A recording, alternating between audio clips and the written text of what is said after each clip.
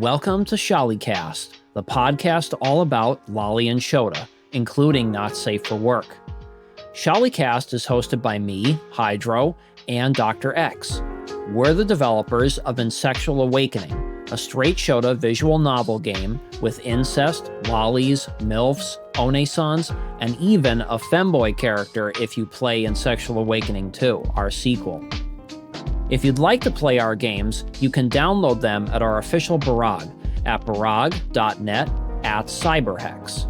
And if you'd like to support Insexual Awakening's continued development and this podcast, you can join our Subscribestar at subscribestar.adult/cyberhex. Enjoy the show. Welcome back to Sholicast, everybody. I'm Hydro with Dr. X. And in this episode, we are joined by DVD, not the object or disc, but the actual person DVD. So tell us a bit about what kind of artwork you create primarily. Like what kind of, what do you like to primarily create, either for, different fetishes or topics or different things like that? Oh, I make lots of different art. I think my followers, maybe they know me for the different types of media I get into. The subject matter that I post on Barag or Pixiv is all related to Lolita and sort of smutty pinup things of that nature. But actually I do have a lot of different type of art, including oil painting, sometimes sculpture, 3D media, and that much of the 3D media actually I do on Barag now too. So actually I've got my hand in a lot of different things. Oh, cool. Now, which thing did you get into first? Was sculpture first? Was drawing first? What did you start off with? I've been drawing all of my life. When I was very young, it was cartoons and illustration. Not surprising, I started drawing girls when I was in my teenage years, when I was maybe 13, 14. I really like this anime thing. I really like how these girls appear. I'm going to learn how to draw girls in the anime style. Respectable. Yeah, I think that's a pretty common story, right? Yes. But obviously, if you've seen my work, it's only slightly influenced by anime, by common anime styles. I tried to do my own thing. I took an oil painting workshop a long time ago, and I learned quite a bit about oil paint and traditional media. And I think that had a very big influence on me on the type of work that I create and the style I like to use. So you said that the anime style doesn't have like a huge influencing on the art style you do.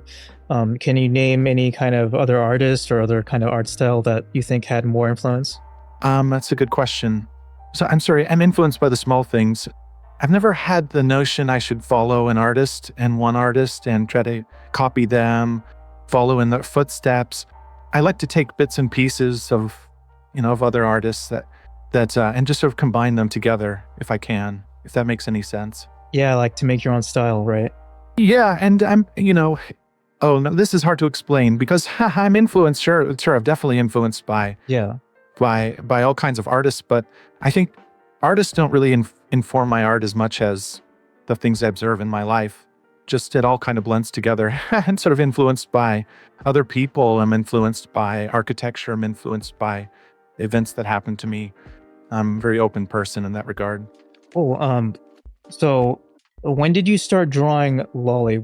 I don't really know because it's hard to really define, I think, what is Lolly or what is Shota.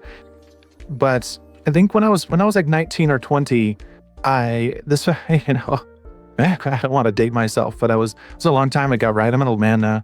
But I would draw these forms like sort of about like nymph forms, sort of childlike forms. And that was kind of stimulating. Obviously, I think drawing tits and dick that's stimulating as well. But there's something about the child or like the nymph form or how else to put it, the Lolita form that I also found very stimulating. And so, I've been doing it a long time, I guess. But yeah, it's interesting. how do you define Loli or Shota? Like, what is the Lolita form? Like, what is the Lolita shape proportion? Small. Well, we actually did do an episode on that, Yep. essentially trying to define it. It was mostly in the context of the Western definition of Loli and Shota. You know, in some other cultures, it might be different, you know, like Japan, for example.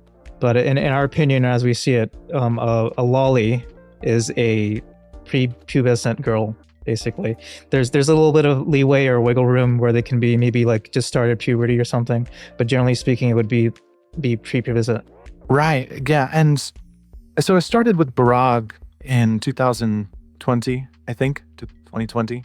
And, you know, I would draw these Lolita characters kind of out of boredom. I didn't really, this is like the very beginning of the COVID thing. I had a lot of time. I was just very like isolated. So I was like, okay, I find it kind of comforting in a strange way. I find it sort of comforting to draw these characters, you know, if it's like sexual or not, or maybe it's suggestive or something like that. Yeah, it's stimulating and fun. And Barag is a kind of an interesting case in itself, right? Because like anything goes there. But I would post on Barag and I get some kind of satisfaction out of it. Obviously, getting likes and, you know, people with shared interests would follow me, and that was always kind of exciting. And then it just sort of continued to grow over the years, and I got commissions. So again, this was like during pandemic, and I didn't really have anything to do with my time.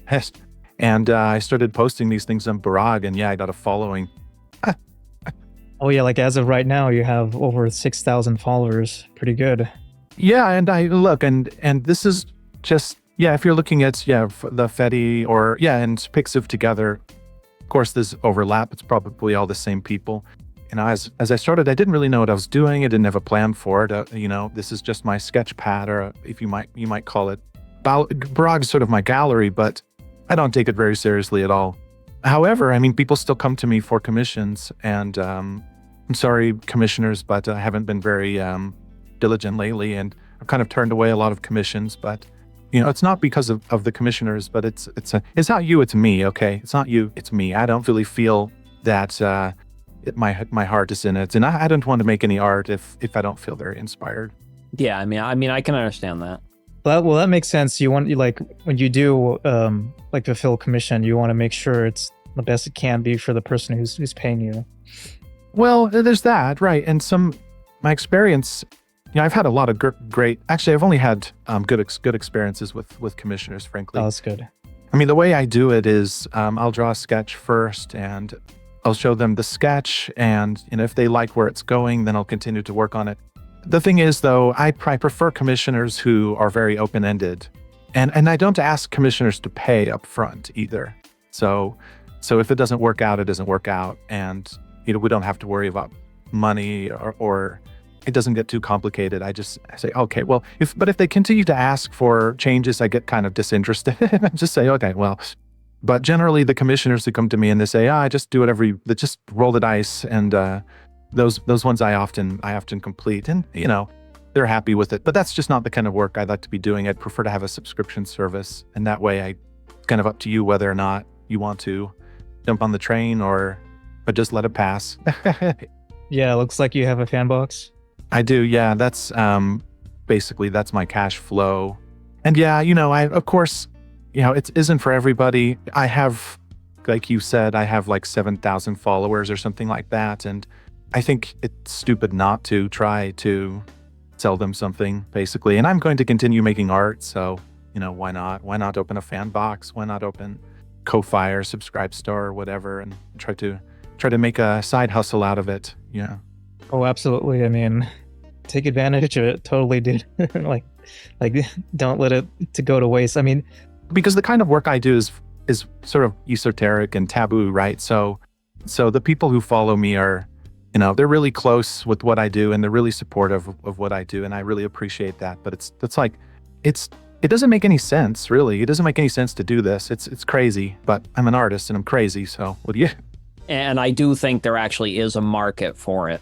I actually think it's actually kind of an untapped market, primarily just because of, you know, the the ability to be able to spread out and to kind of get the word out of your art is a little challenging now, but it's become far better than what it used to be in the past. Like, I mean, there used to be no fan box, and there used to be no subscribe star, and you know, for artists that wanted to make Lolly and Shota artwork, it basically was almost impossible to find any like revenue stream that wasn't paying like a large amount of money for your own website and hiring a web developer or figuring it out yourself. And it was a lot more complicated to be able to accomplish it.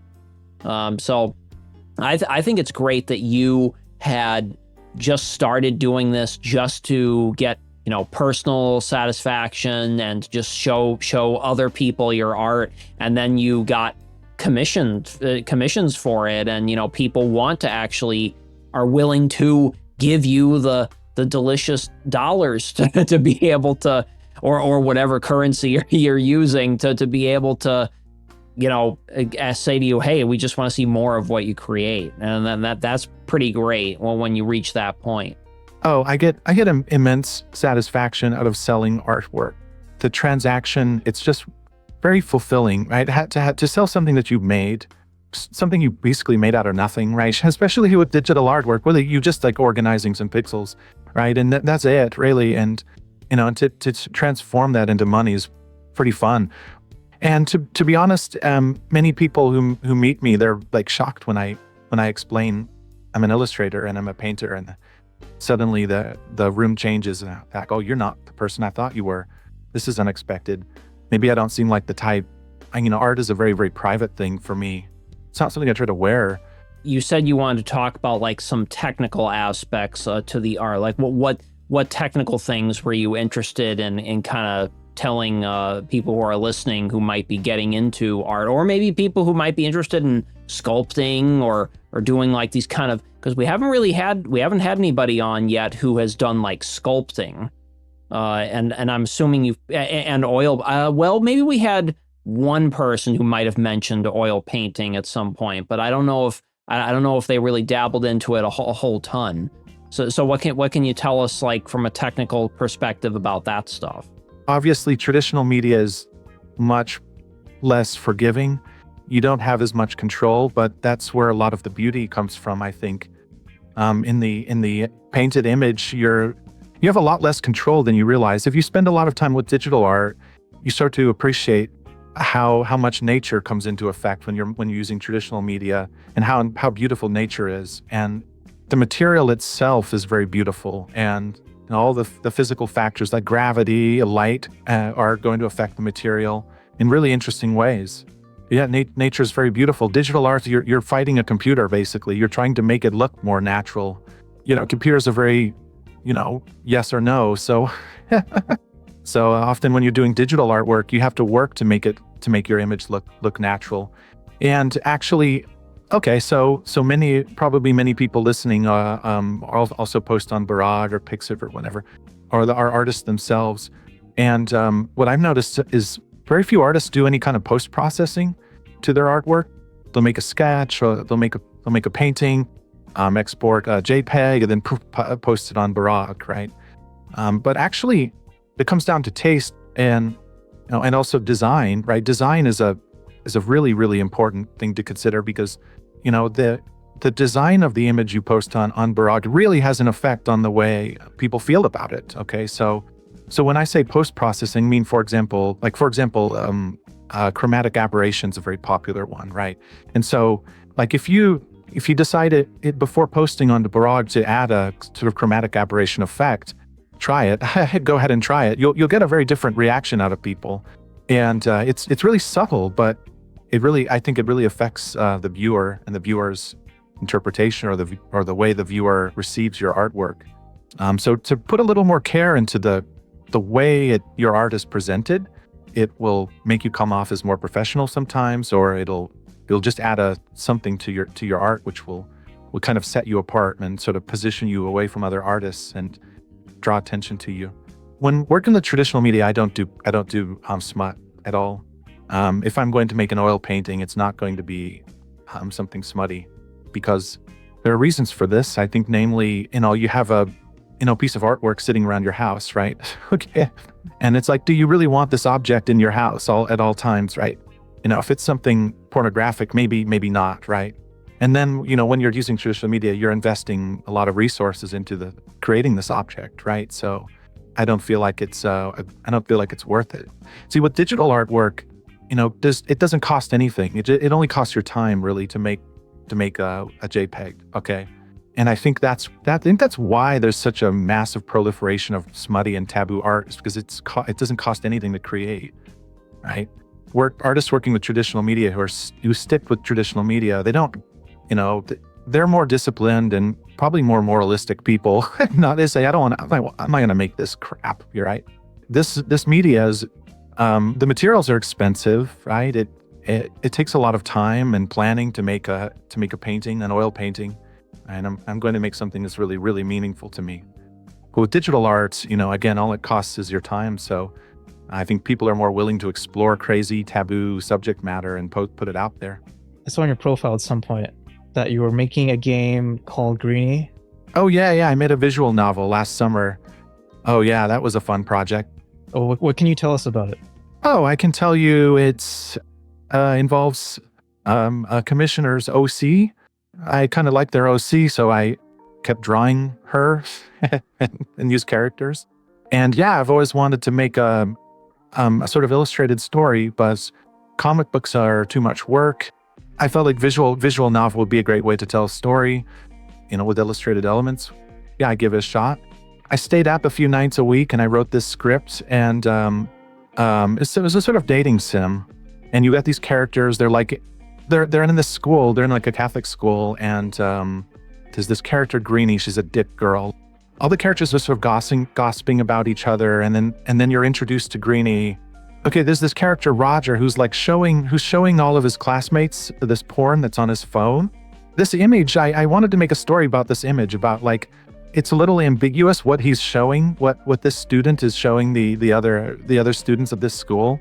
But you're supposed to guess that he's got a picture of your cock, and he's like showing all the girls pictures of your cock. That's like a subplot to this story. And as a visual novel, Ray, you can it's like a choose your own adventure. So you could, depending on how you answer questions or what you say, the story changes, right? And you get a different outcome.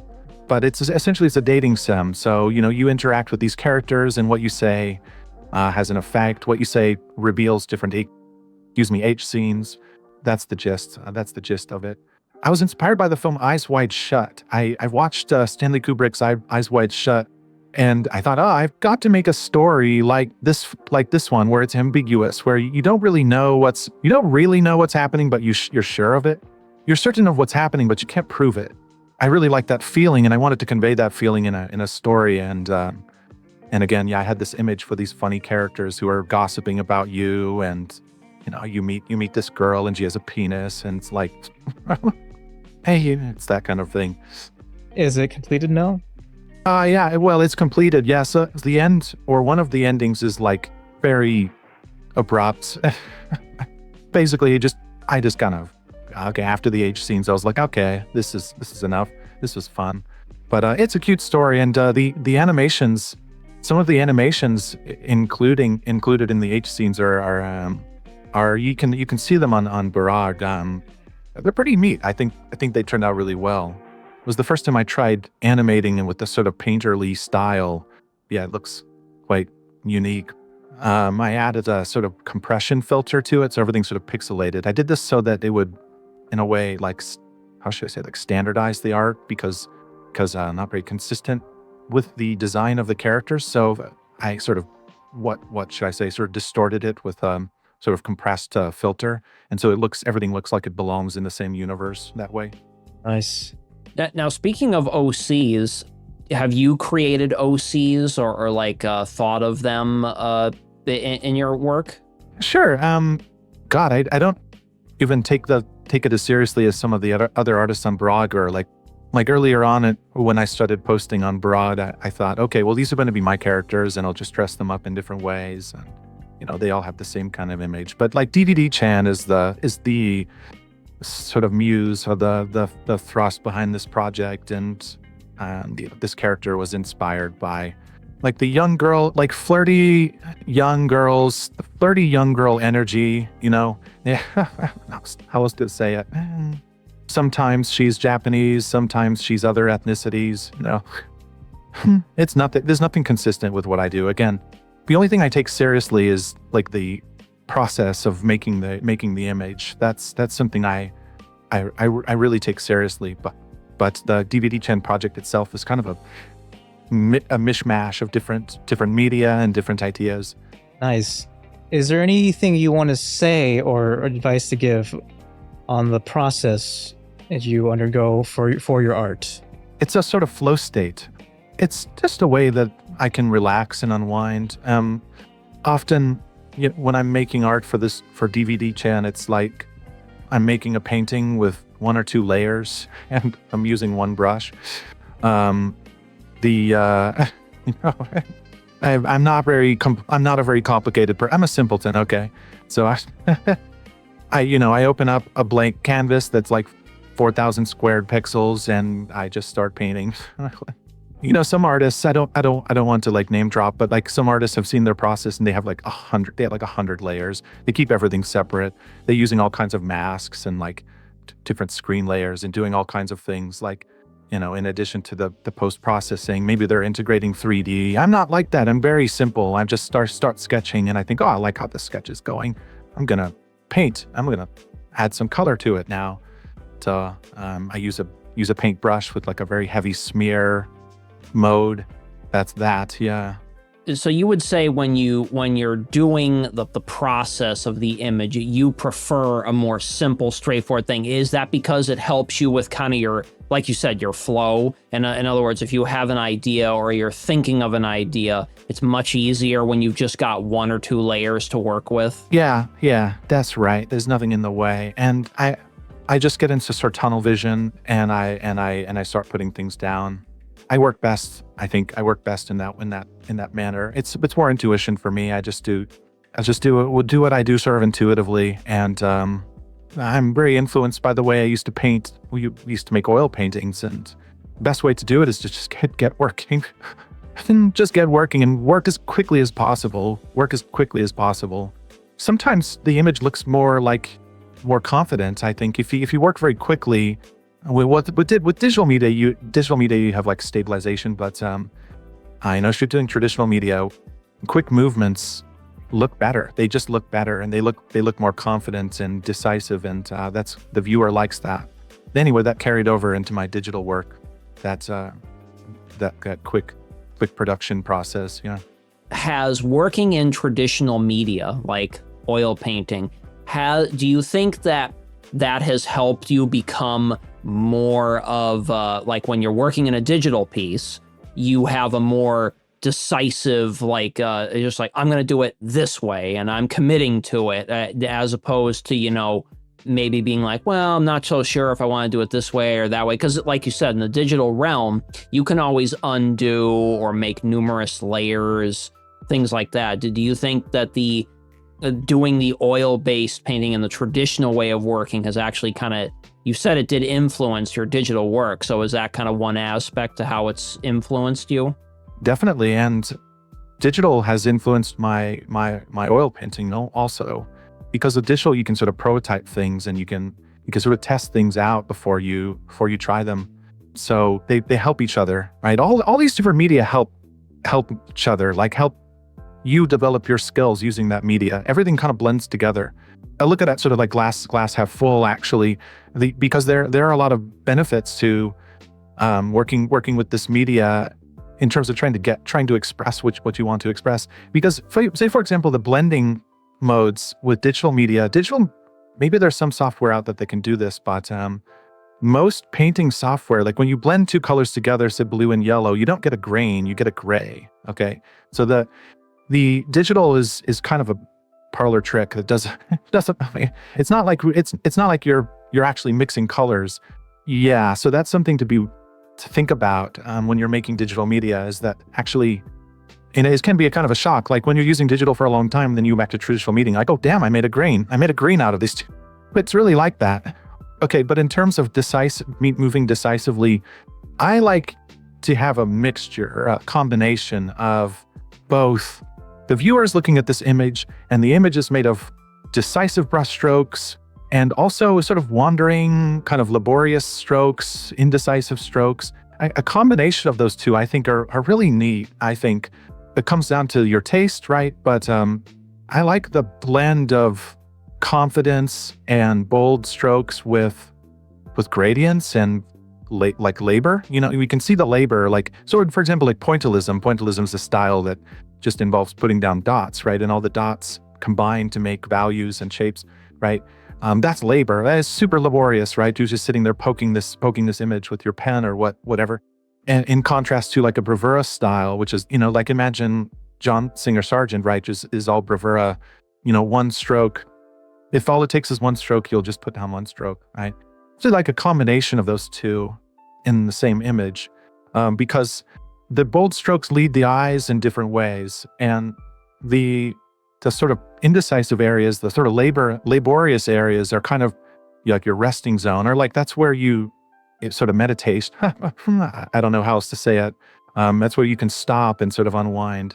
Actually, the same rule applies for color too. Like sort of high chroma or high saturation colors are very exciting and very fast or violent, and more muted colors are going to have you relax or relax your eyes. And if you have a gradient, you know, gradients are just pleasant. Like people love gradients. They're relaxing, they're soothing gradients. So, you know, to have a combination of these different things like hard edges, soft edges, gradients, or to have a combination of these things, it works well together. They combine like an orchestra. In other words, like things, when the art piece isn't too uniform, it draws more interest. Yeah, variety. And I think going back to the strokes, like having bold strokes with little wandering strokes, that's a big statement, right? That's a big statement you're making, because the viewer kind of knows what kind of artist you are at that point. They think, okay, well, sometimes you're decisive, but sometimes you don't know where you're going, or you don't know what you're doing, right? And I think that's a really kind of beautiful juxtaposition, I think. Oh yeah, it's almost like you're looking into the mind of the artist, or Of course, that's all it is. That's all it comes down to. That's all it is. Yeah. Artists produce the image they make contains what is important to them. That's all they're doing. They're trying to show you what's important. Yeah, it's like they're trying to show you their identity in their art. Every single post on Broad is doing this. Yeah. That's my take. now I remember when you were asking me like how you define a lolly, was it because you also enjoy like teenage girls in your art that are young but not necessarily prepubescent? Yeah, I was wondering about that. Yeah, I'm a pretty basic pervert. I'm sort of like a run-of-the-mill kind of pervert guy. Sure. Yeah, teenage girls are perfect, right? What can I say about that? Yeah, no, I draw all kinds of different things that, except Hurry is not something I've ever been into. I don't know what that world is like, but I've done one furry commission before, which was a lot of fun and a bit challenging. Not exactly my wheelhouse, but I would like to draw more furry, just for fun. Oh, that'll be interesting. Is your furry art on your gallery on Brugg? Oh, actually, yeah, I see it right now. Actually, it's like looks like Sonic characters, possibly. Yeah, something like that. Yeah, something I must have made like 3 years ago. Yeah, I like it. Pretty good. It has lots of personality. Yeah, they commissioned. They wanted like a banner or a background, and so that's why it's so horizontal and so spacious. It's like a background banner image. What kind of anthro character or furry character, if you could create like them more, is there any kind of like type of animal that you'd be like, oh man, I kind of want to see how I could anthropomorphize them? I kind of like these sea creature characters. I drew a Mutio. Do you know this anime character from a very strange anime called Blue Submarine #6? And it contains this mermaid character called Mutio. I sort of like the mermaid character, the mermaid idea. Also like, who's the character, the Zora character in Ocarina of Time? Anyway, I think I like the slick skin idea. I think that's kind of cool. So like a fishy character, maybe more my kind of anthro. Oh, that's cool. Yeah. Fur is not very sexy to me, so yeah, I'm not drawn to it. Interestingly enough, though, I think usually people put fish anthros under the furry category still. It might be closer to scaly, perhaps, but I think scaly is usually thought of to be like reptiles or like lizards or dragons or something. Right. Yeah. I mean, they would be scaly characters. Yeah. I don't often think about anthro or like monster girls. I sort of lean into the Lolita, like Joji Fuku, Harajuku kind of Ikeshita style, with lots of sort of opulent, but not in the way like anime has become, like early 2000s kind of, Joji Fuku kind of style where the Lolita maid kind of look with pastel colors, sort of things of that nature. Platform shoes and bracelets and chokers and things like that are pretty sexy. They're fun to draw. They're just really fun to draw on these characters. Yeah.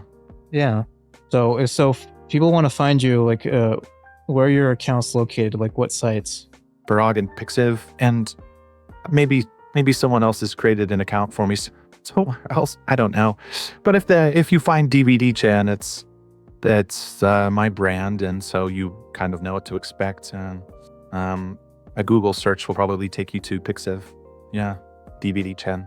And the primary way that people can support you is through Fanbox. You said like that's the biggest one for supporting.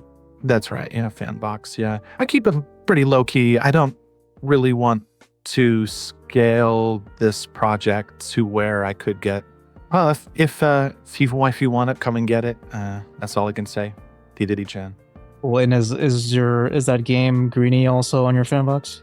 Oh, I could make it available on Fanbox. It's on itch.io, and I use a different moniker. Although probably DVD Chen's written somewhere, but I use a different moniker, Alpha Jerk.